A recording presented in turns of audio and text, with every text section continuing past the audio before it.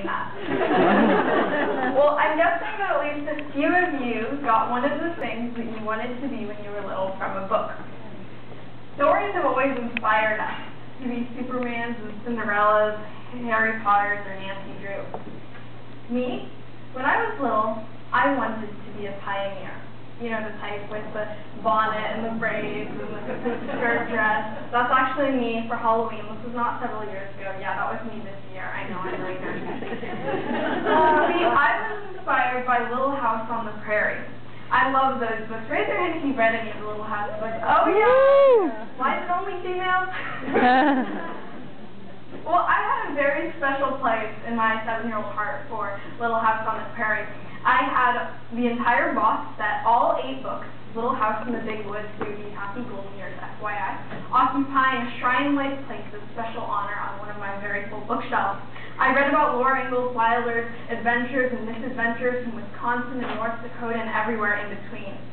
Along with my existing giant list of aspirations, I wanted to be a pioneer just like her.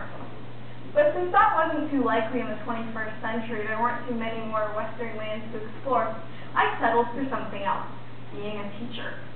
I found something very romantic about teaching as it was portrayed in the Little House books. There was something so appealing, so romantic about standing up in the front of this one-room schoolhouse, blackboard behind you, ruler in hand, and if the kid did so much as to move out of line, whack on the hand with that ruler. Yeah, I know, I was actually a really violent child, wasn't I? Now, in the last book in the series, These Happy Golden Years, Laura is going to teach in this rural country school, and she's still a teenager, younger and smaller than many of her students, and she has to prove herself to this older crowd. She's not quite the whack you on the hand with a ruler type of teacher, but she does have this challenge of maintaining discipline and proving herself, gaining these kids' respect. Since I love the book so much, I also love the idea of being a teacher myself. Now, this was a somewhat strange career choice at 7 years of age. Young people don't seem to tend automatically towards wanting to teach. I wonder why. Automatically or culturally, I'm half Chinese, and this is, you can tell because my writing is really bad in Chinese. But the Chinese word for teacher, Laoshi, literally means old master. So to be a young old master is somewhat incongruous. But I got my opportunity to be exactly that sooner than I expected. I might have mentioned that along with my giant comprehensive list of potential careers, I really wanted to be a writer. I love reading and writing so much that when someone told me, I don't like reading in a nonchalant tone, it shattered my brain. What? You don't like reading? How is this possible? It is like going against the law of gravity. I decided I would simply go around to various elementary schools and make other kids like reading and writing. I was very adamant about that. As it turns out, it's not just elementary students who don't necessarily like reading and writing, so soon I was facing audiences of high schoolers, middle schoolers. Keep in mind that I was like this tall, and when I published my first book, my finger's barely 8 years old. So here was this 8-year-old up in front of 10, 12, 14-year-olds, and I felt a little bit like Laura Ingalls Wilder having to prove herself to the older kids. I had to establish my credibility. So I modeled myself after what I knew a teacher was, and that was the all-knowing, front-of-the-class, ruler in hand, Little House on the Prairie type of teacher. I had to ensure that I was the authority in the room, and that meant knowing more than the teenagers I was presenting to. Being a teacher, I thought, meant that I would be teaching all the time, not learning. So every time I stood up in front of a group of kids, I was putting on this invisible suit of armor. Fortunate in the long run, but unfortunately for my ego, there was a bit of a problem. I didn't know everything, and I couldn't pretend to. My suit of armor was starting to show some cracks. My subject area of expertise was language arts. Mostly I spoke from a motivational standpoint, the aforesaid trying to motivate kids to be interested in reading and writing. But increasingly I started instructing students on specific types of writing, how to weave a personal or fictional narrative with a persuasive argument, what have you. When I was 10 years old, I began using video conferencing to connect with students around the nation and speak about writing. And I connected with a group of 5th graders in New York one time to present on some descriptive writing techniques. I was fairly confident. I thought, 5th graders, okay, I'll run over some figurative language, some lazy metaphors, and we'll explore show, not tell, and maybe some precocious onomatopoeia because that's just a fun word to say. Little did I know quite how precocious they were. Since we seem to know a lot, I started asking more questions. Students began raising their hands to give examples of similes and metaphors. Someone mentioned onomatopoeia, and I typed everything up on a Word document as we went along, making a list. So far, so good. And then one kid raises his hand and says, "What about hyperbole?"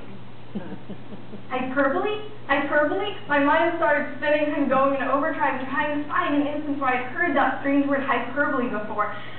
And I was basically just trying to think, what the heck does hyperbole mean? So I stared blankly for a moment, and then I asked, hyperbole, right, how do you spell that? Now, any of you who have ever run into an acquaintance who you know, but you forget their name and you ask them how to spell it under the pretense of writing it out, no, I was bluffing. I had no freaking idea what hyperbole meant, and the spelling of it, which is like hyperbole, was not going to help me deduce the meaning either. So I just said, hyperbole, very good, and continued on. Does anyone here know what hyperbole is? Raise your hand if you're familiar with the definition of that word. Oh, good. Very literary audience here. Well, hyperbole is basically a fancy word for overstatement or exaggeration. This bag weighs a ton. That's hyperbole. I found this out directly after that video conference, and I ran upstairs, looked it up, and gnashed my teeth that I hadn't known it because I could rattle off onomatopoeia, apostrophe, similes, metaphors, but darn you, hyperbole. And I told this frustrating, humiliating story to my mom. I am not using hyperbole when I say that I was in the depths of 10-year-old despair. But my mom just shushed me and told me to look at it as a learning experience. Now, for those of you who don't know my mom, who is sitting in the audience right there, she looks at everything as a learning experience. Oh, you nearly got run over by a bus while jaywalking across a busy New York City street? Learning experience. Not really. But basically, I didn't take what she said very seriously.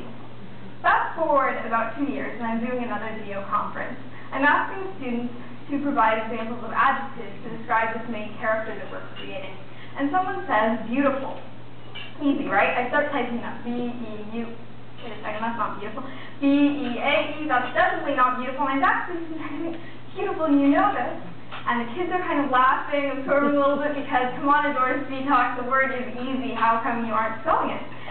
And maybe it would have been okay if I didn't pride myself on being such a good speller. But you're looking at a girl who can spell deoxyribonucleic acid, D-E-O-X-Y-R-I-B-O-N-U-C-L-E-I-C. ACID. And so add that to the fact that I was a writing content provider, and you set up the scene for another humiliation. Finally, I laughed too, more out of embarrassment than anything, because, come on, imagine not being able to spell beautiful. And I just asked them to help me out and spell it for me. They obligingly do that over their laughter, and we move on. Those two stories really highlight how I began to realize that maybe, just maybe, being a teacher in a stiff, invisible suit of armor made me too inflexible about being able to learn from my students who were, after all, the same age that I was. But it's not just about learning from your peers. I've heard stories of, and you might have even had, some grown-up teachers who weren't especially enthused about the idea of learning from their students. Whether it stems from the idea that I need to prove my authority or superiority, or the idea that they're younger, they can't teach me anything. A reluctance to be a learner as well as a teacher can be surprisingly common. Take technology as a case in point.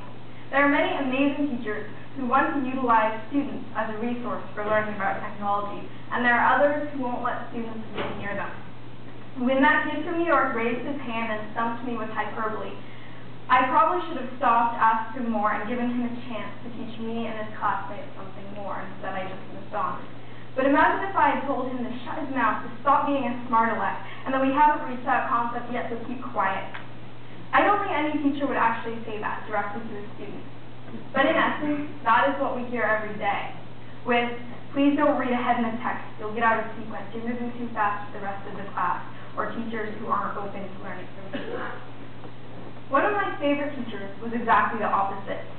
To give you a bit of background, my mom ran what was essentially a sort of customized school for my sister and me and some neighborhood kids, and Felisa was one of our teachers. She loved Mexican Revolutionary history and Alexander Hamilton above all else, with the possible exception of coming up with nasty epithets for President Bush in Spanish. And she was very close to us. One of the awesome things is that because we didn't have a fixed curriculum, our teachers taught what they loved and knew well, so we learned about everything from art history to anatomy to Emiliano Zapata. But while Felisa was an expert on many things, she also admitted her weaknesses readily. We sometimes helped her with spelling, for instance, but that didn't make us suddenly think, oh, she's a bad teacher, or that we could let chaos reign in the classroom. It made us realize that we were integral parts in our class's success. We were like jigsaw pieces in this larger puzzle. But a really good example of how Felisa made herself human came from a shared weakness of math. I was really bad at math when I was little, and I would say that I still am, since I discovered weakness of my math skills need improvement. And I would actually get so stressed out about the idea of having to do mental math in class or whatever that I would burst into tears. Yeah, I know, embarrassing, right? And be so overcome that I would have to leave the room. Now, one time this happened, and instead of ordering me out to dry my tears and get back to doing math, Felisa told me that when she was quite young, she had had a similar experience. She had been placed in a gifted program in school, but the unfortunate thing was she had gifted classes all around, and she wasn't quite up to speed on math. She, like me, had difficulty keeping up. That suddenly made her empathetic. Here was someone who may not have been the best teacher who evaluated her purely on her knowledge of math, but the fact that I felt she knew what I was going through made a huge difference to me as a student. Looking back on these stories of unknown words, misspelling very simple ones, and shared difficulties with math, I realized that we may underestimate the value of one very important thing that I think makes a good teacher. We know that passion for a subject and knowledge about it, caring for your students, and on-your-feet thinking are all necessary traits for good teachers. But we rarely bring up the importance of being human. As students, we're used to our teachers as authority figures, all-knowing, omniscient, make no mistake. And as teachers, we often feel pressured to maintain some sort of facade. But our favorite main characters, usually, aren't the goody two-shoes with the perfect lives.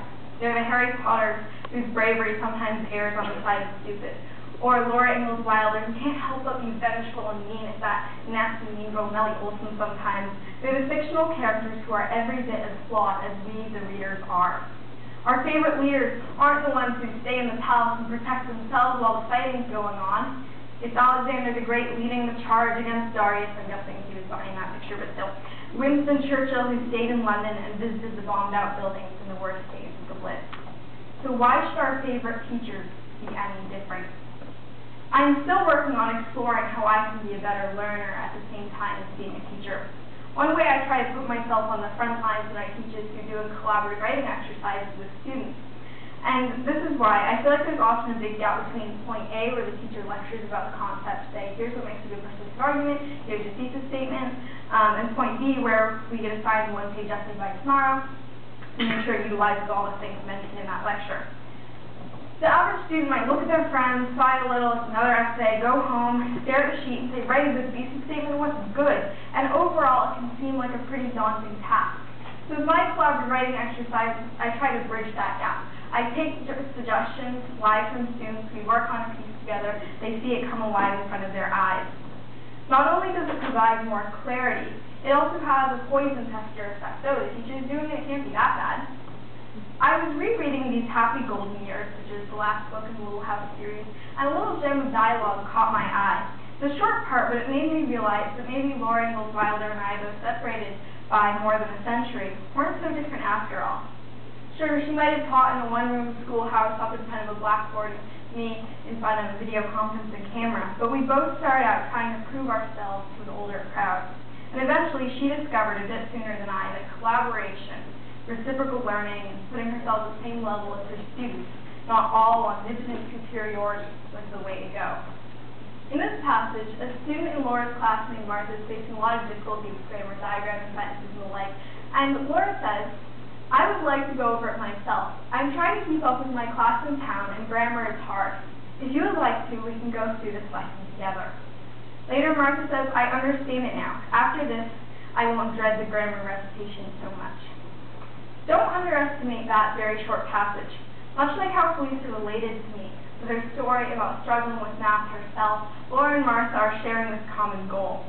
This is not the you didn't get your grammar right, so now go write 5 lines on the blackboard as punishment type of teacher. This is the teacher as learning partner. Maybe there are some big ideas to be found in Little House. So as we go into our daily lives, whether it's students, teachers, administrators, parents, business people, maybe we should worry less about, do I look good? Am I authoritative? Am I going to be a failure? And more about, am I making it clear that I am relatable? I am human. I have vulnerabilities and weaknesses just like everyone else. And most importantly, am I learning? Because learning from your students is not a weakness. As an 8-year-old, I thought all teachers did was teach, not learn. Little did I know then what took many beautifuls and hyperboles and fleeces and rereadings of Little House on the Prairie to teach me. As the pioneering librarian John Cotton Maina said, who dares to teach must never cease to learn.